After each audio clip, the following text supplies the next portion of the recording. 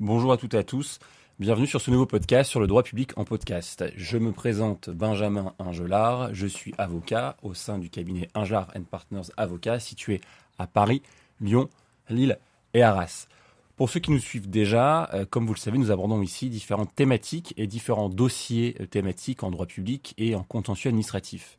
Dans une première série de podcasts, j'avais abordé la procédure administrative de manière générale, notamment comment saisir le tribunal administratif, comment se dérouler une audience devant le tribunal administratif, comment également faire des recours en excès de pouvoir ou encore les fameux référés, suspension devant la juridiction administrative.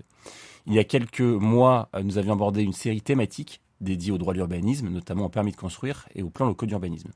Puis, il y a quelques semaines, nous avons abordé une série thématique relative aux marchés publics, avec le contentieux des marchés publics, à savoir comment contester des marchés publics, et que ce soit sur le fond ou aussi et surtout avoir les réflexes lors des référés, notamment le référé précontractuel en matière de marchés publics. Alors, tous ces podcasts sont à retrouver sur notre chaîne YouTube qui est dédiée sur la thématique podcast. Aujourd'hui, je vous propose d'aborder une thématique qui n'a pas encore été réellement abordée, si ce n'est la protection fonctionnelle des élus. Aujourd'hui, nous allons voir de manière plus générale et plus globale une thématique liée au droit des collectivités territoriales. Et s'il y a des thématiques dans cette notion de droit des collectivités territoriales que vous souhaitez que j'aborde, n'hésitez pas à me le dire, à me l'indiquer en commentaire. Aujourd'hui, nous allons aborder le droit des élus et de l'opposition, l'essentiel de ce qu'il y a à savoir. On va revenir dans le cadre de ce podcast sur les grands droits en matière de droit des élus et de l'opposition.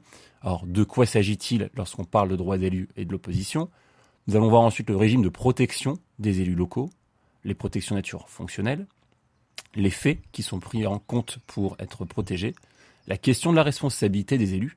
Et puis ensuite, nous allons surtout évoquer de manière plus précise la question de la protection spécifique des élus minoritaires, avec les moyens qui sont octroyés aux élus de l'opposition, le droit de l'expression dans le cadre des conseils municipaux, le droit à la formation et notamment les différents contentieux qui peuvent exister du fait des droits des élus de l'opposition. Alors en France, comme vous le savez, pour entrer dans le vif du sujet, il existe différentes collectivités locales, la commune, le département et la région.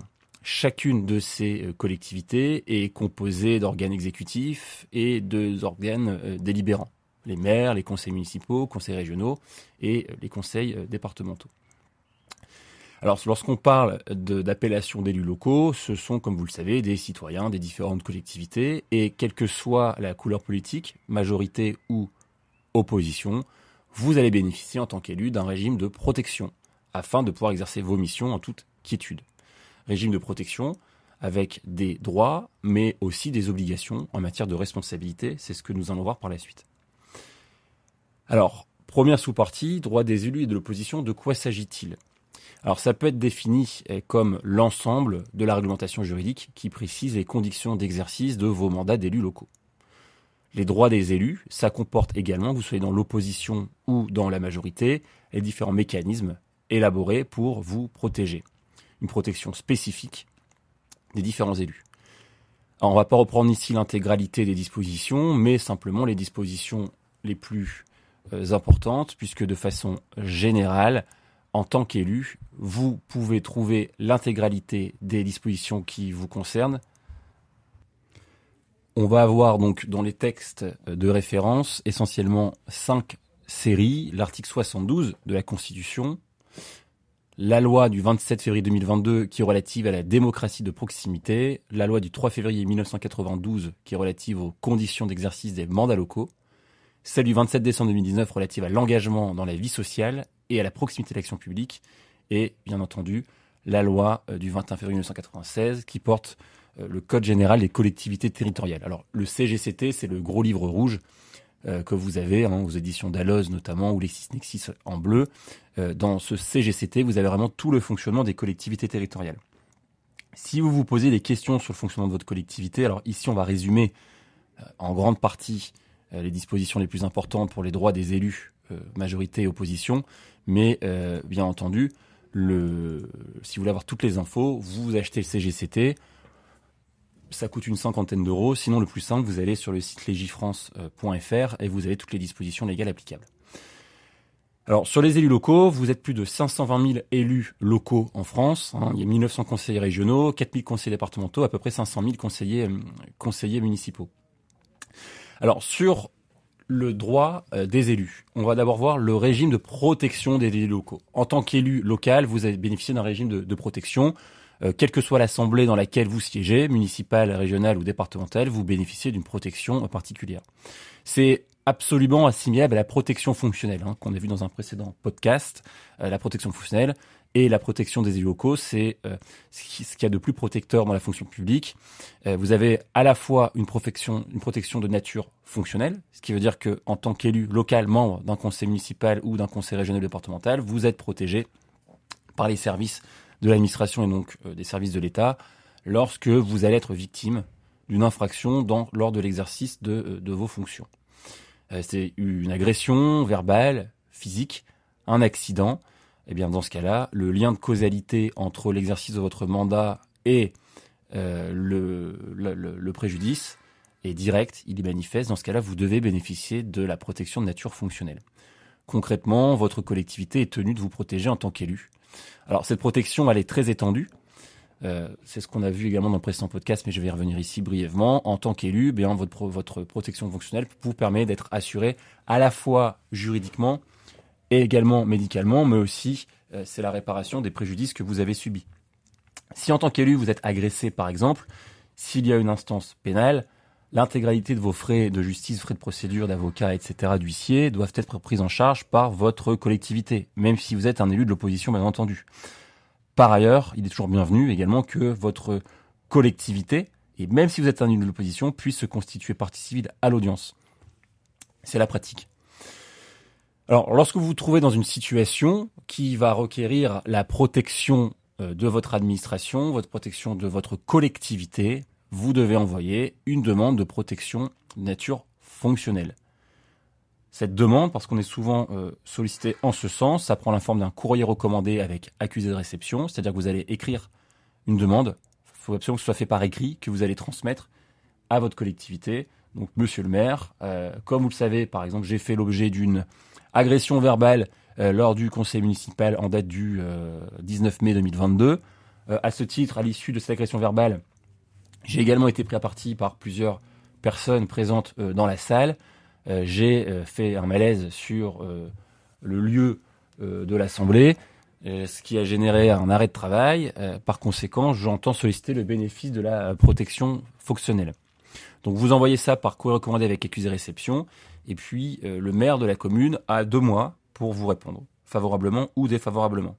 S'il vous répond défavorablement, vous pouvez saisir le tribunal administratif d'un recours en référé ou d'une requête en annulation, c'est un peu plus long, pour solliciter le bénéfice de la protection fonctionnelle. Alors, quels sont les faits pris en compte réellement par le régime de la protection des élus ? Admettons que vous allez bénéficier de la protection fonctionnelle, on va prendre l'hypothèse la plus simple. Eh bien, vous avez toute une série d'éléments qui vont pouvoir être pris en considération. On parle de mesures de protection et d'assistance.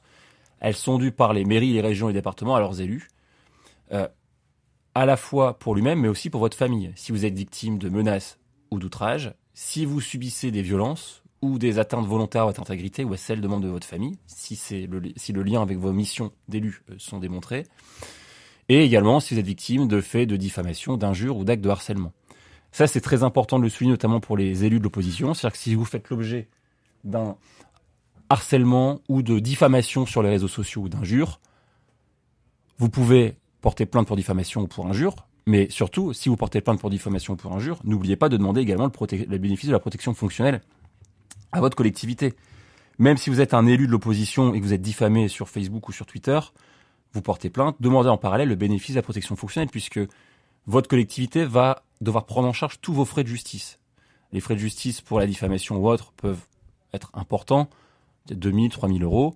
Il n'y a pas de raison que ce soit à vous de les prendre en charge alors que vous pouvez bénéficier de la protection fonctionnelle. Ça, c'est trop souvent ignoré, il faut absolument le faire.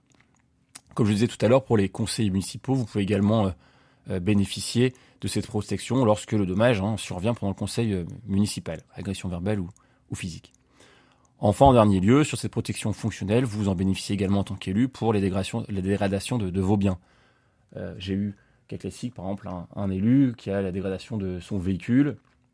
Une maison qui est taguée, par exemple, on l'a vu récemment avec des députés ou autres, ou des élus de conseils municipaux qui ont leur maison taguée, les frais de réfection, protection fonctionnelle, vous êtes remboursé des frais de réfection par votre collectivité. Voilà. Donc quel qu'il soit, la liste des préjudices est extrêmement large, elle n'est pas limitative. Si vous voulez avoir des informations complémentaires sur la protection fonctionnelle en tant qu'élu, n'hésitez pas à me poser les questions en commentaire ou nous contacter directement au cabinet. On pourra vous répondre, il y a aucun problème. Alors ça, on a vu, c'est les droits. Maintenant, les droits, on va avoir aussi la question des obligations. La question des obligations, c'est la question de la responsabilité en tant qu'élu locaux. Alors même si, en tant qu'élu, votre responsabilité reste quand même limitée et de plus en plus limitée, elle peut être engagée quand même pour diverses raisons. Vous pouvez engager votre responsabilité pénale ou personnelle. Ça peut être par exemple une faute personnelle ou une faute de service. En manière concrète, les personnes qui sont attributaires de fonctions publiques peuvent être visées par des infractions, par exemple des favoritismes ou prise illégale d'intérêt. Vous pouvez également être condamné pour négligence ou manquement à une obligation de sécurité. Alors là-dessus, la jurisprudence, elle est beaucoup plus restrictive qu'avant. C'est-à-dire que pour que vous soyez en tant qu'élu condamné par un tribunal correctionnel pour un accident qui serait survenu de votre fait, il faut vraiment démontrer notamment qu'il y a une négligence, mais que vous avez manifestement entretenu cette négligence. C'est-à-dire que non seulement vous saviez qu'un risque existait, mais qu'en plus vous avez tout fait pour ne pas prendre de mesures de nature à restreindre ce risque. Donc c'est beaucoup plus restreint qu'avant. C'est la jurisprudence des tribunaux correctionnels qui est venue vraiment indiquer que vous n'avez pas pris les précautions nécessaires en vertu de vos pouvoirs et des moyens dont vous le disposiez. Donc, par exemple, si vous êtes maire, pour être condamné en tribunal correctionnel pour un défaut de négligence, aujourd'hui, il faut vraiment y aller, il faut vraiment démontrer que non seulement vous étiez informé, mais que surtout, en gros, vous avez donné pour instruction de ne pas prendre de mesures pour éviter. Donc, la question de la responsabilité, elle existe. Il faut s'en prémunir. Pour s'en prémunir, il faut être conseillé. Pour être conseillé, il faut prendre des conseils en amont. Faites attention. Vous avez beaucoup de réponses dans le Code général des collectivités territoriales, mais également dans la jurisprudence. Alors maintenant, on va voir la protection spécifique des élus minoritaires avec les droits dont vous avez disposé en tant qu'élu minoritaire, notamment avec le règlement intérieur, le droit d'expression, les moyens d'expression, les droits à la formation. Alors, en tant qu'élu minoritaire, vous avez des dispositions spécifiques, que ce soit dans le conseil municipal, par exemple avec le règlement intérieur, on en a parlé. Soyez extrêmement vigilants sur les règlements intérieurs en tant qu'élu minoritaire, notamment lorsque l'Assemblée siège pour la première fois, puisque vous allez élaborer le règlement intérieur dans les semaines qui suivent l'installation du nouveau conseil municipal. C'est extrêmement important parce que c'est dans ce règlement intérieur qu'on va fixer toutes les règles de fonctionnement du conseil municipal. C'est également un point de vigilance pour le conseil, bien entendu, régional ou départemental. Alors, la qualification d'élu minoritaire, c'est simplement une qualification à défaut, c'est-à-dire que si vous n'appartenez pas à la majorité délibérante. Alors, plusieurs prérogatives sont prévues dans le Code général des collectivités territoriales, le CGCT, on en a parlé tout à l'heure, que ce soit le conseil municipal, départemental ou régional, vous avez des dispositions spécifiques à chaque fois. C'est vraiment le CGCT qui va venir fixer les instruments juridiques du fonctionnement du conseil délibérant. La violation de ces droits par les élus majoritaires peuvent donner lieu, bien entendu, à des actions devant le tribunal administratif. Alors, en premier lieu, sur les moyens qui sont octroyés aux élus de l'opposition.